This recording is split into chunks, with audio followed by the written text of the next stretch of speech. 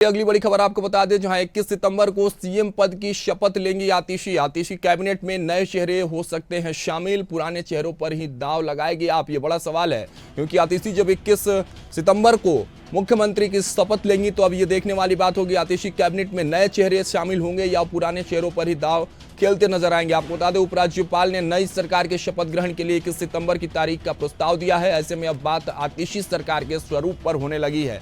आम आदमी पार्टी की ओर से मिली जानकारी के मुताबिक आतिशी के साथ उनकी सरकार के मंत्री भी शपथ लेंगे, लेकिन सूत्रों की माने तो सीएम के साथ शपथ लेने वाले मंत्रियों की संख्या 2 हो सकती है, क्योंकि यही 2 पद जो है वो खाली हैं फिलहाल।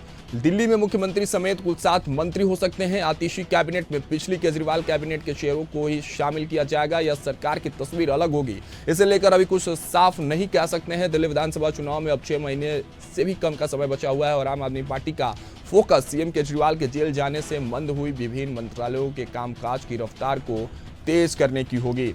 बड़ी खबर बता रहे हैं आपको, जहां आतिशी के मंत्रालय को नया स्वरूप दिया जाना है। जब 21 सितंबर को आतिशी शपथ ग्रहण करेंगे, उसके बाद जो मंत्रियों का जो विस्तार होना है, मंत्रिमंडल का विस्तार होना है, उस पर सबकी निगाहें हैं। पुराने चेहरों पर भी दांव लगाएगी आप, एक बड़ा सवाल है, या नए चेहरे शामिल होंगे। चलिए, इस खबर पर तमाम जानकारियों के साथ विपिन शर्मा वरिष्ठ पत्रकार हमारे साथ जुड़ रहे हैं। विपिन जी, आपसे समझना चाहेंगे कि अब देश की राजधानी दिल्ली की कमान जो है वो एक नए नेत्री के हाथों में है, आतिशी के हाथों में है, लेकिन जब आतिशी के मंत्रिमंडल का अब नया विस्तार होना है तो किन चेहरों को देखा जा सकता है? सूत्र बता रहे हैं 2 नए चेहरे होंगे, या एक बड़ा सवाल है कि क्या पुराने चेहरे पर ही दांव खेलते नजर आएंगे आतिशी या केजरीवाल? जी देखिए, जहां तक जो काउंसिल ऑफ मिनिस्टर्स की बात करें, जब 21 सितंबर को बतौर मुख्यमंत्री कार्यभार की शपथ ग्रहण करेंगी आतिशी जी, तो यहां पर अनुमान यह लगाया जा रहा है कि सौरभ भारद्वाज और गोपाल राय, कैलाश गहलोत और इमरान हुसैन ये तो रहेंगे मंत्री, लेकिन साथ साथ 2 नए मंत्री जो सूत्रों के से खबर मिल रही है, उसमें से एक दलित, वो उनको शामिल करा जा सकता है मंत्रिमंडल में। और सबसे बड़ी बात है कि करोल बाग के संभावना जो जताई जा रही है कि करोल बाग के जो विधायक विशेष रवि हैं या कोंडली के विधायक कुलदीप कुमार, उनको भी उनका भी चयन हो सकता है, कि क्योंकि ये बात तय है कि जब से जो पूर्व सोशल वेलफेयर मंत्री थे राजकुमार आनंद, उन्होंने पार्टी छोड़ी और भाजपा में शामिल हो गए, तो यहाँ पर वो जगह भी अभी खाली है। तो अभी इस समय बड़ा दिलचस्प हो गया, क्योंकि आतिशी ने एक कीर्तिमान स्थापित करा है कि वो दिल्ली की 3री महिला मुख्यमंत्री बनने जा रही हैं। तो यहाँ पर ऐसी स्थिति में चुनौतियां भी बेशुमार है, क्योंकि मद्देनजर रखनी चाहिए ये जरूरी बात कि पहले भाजपा हमलावर थी, अब क्योंकि 2024 के जो लोकसभा के चुनावों के नतीजे आए हैं, वहां पर कांग्रेस पार्टी का जो प्रदर्शन रहा है वो पहले के मुकाबले बहुत बढ़िया रहा है।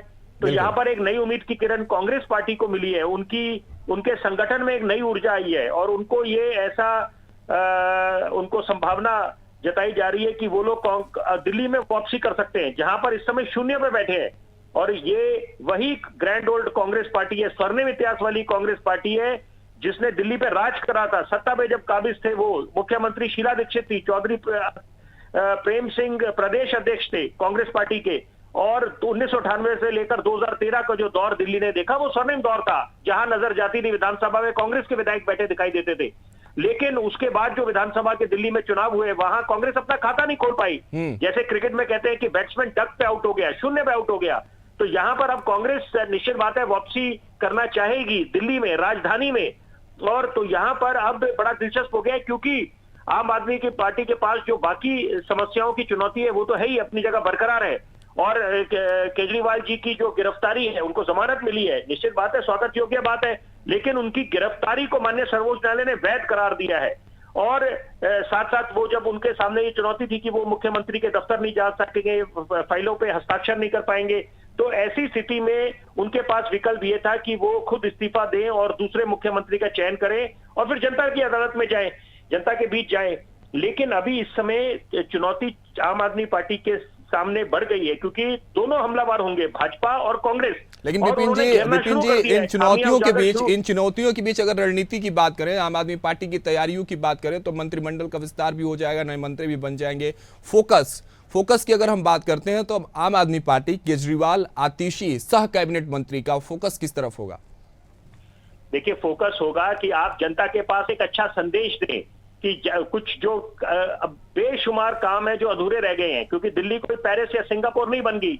मैं खुद दिल्ली वासी हूं, बड़ा फख्र महसूस करता हूं और बड़े विश्वास जिम्मेदारी से एक बात बोलूंगा, सही मायने में जो दिल्ली ने विकास कार्य देखे वो शीला दीक्षित जी के कार्यकाल में हुए थे, 1998 से लेकर 2013। उसके बाद एक नींव रखी है, इसको आप नकार नहीं सकते कि जो शिक्षा मॉडल लेके आए आम आदमी पार्टी, या स्वास्थ्य का जो मोहल्ला क्लिनिक का उनका जो मॉडल था। लेकिन अभी काफी लंबा सफर है और काफी जो वायदे करे थे चुनावी मैदान में जाकर, वो अभी पूरे करने हैं, मुकम्मल करने हैं।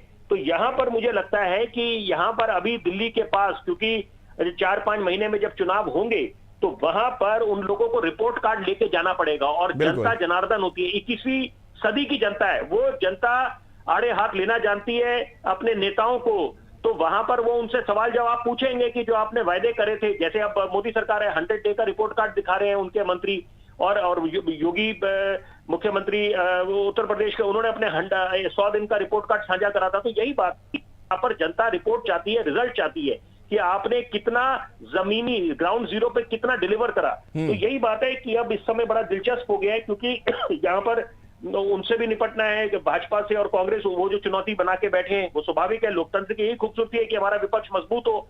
तो लेकिन साथ साथ ये भी है कि जो आपने काम मुकम्मल करने हैं दिल्ली में और उनको अंजाम तक लेके जाना है। तो ये सारी बातें हैं कि इस समय ये एक चुनौती स्वीकार करनी पड़ेगी आतिशी को डे 1 से।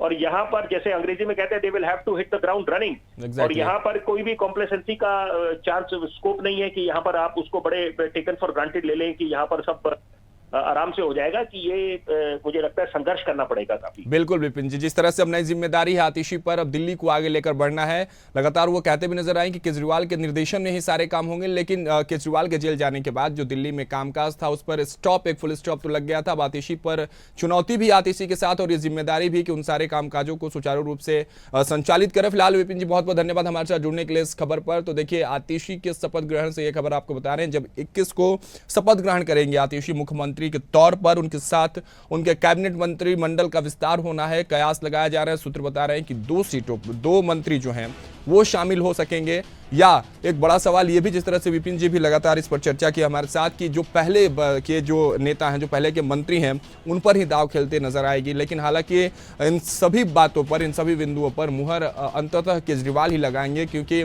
सर्वे सर्वा आम आदमी पार्टी के केजरीवाल माने जाते हैं। क्योंकि जिस तरह से हमने पिछले दिनों में देखा, आतिशी के नाम पर एक दफा उन्होंने मुहर लगाई और सभी जो नेता गण थे उन्होंने भी मुहर हाँ में हाँ मिला दी। तो अब देखने वाली बात होगी कि जब आतिशी के साथ मंत्रिमंडल का विस्तार होता है तो कौन वो 2 चेहरे हैं जो सूत्र बता रहे हैं, या जो पहले के जो चेहरे हैं वही बने रहेंगे मंत्रिमंडल में। तो ये देखने वाली बात होगी। फिलहाल इंतजार करते हैं उस दिन का जब शपथ ग्रहण होगा और मंत्रिमंडल का जो विस्तार होगा और वो चेहरे सामने आएंगे जिनके नाम पर आम आदमी पार्टी दांव खेलते नजर आएगी।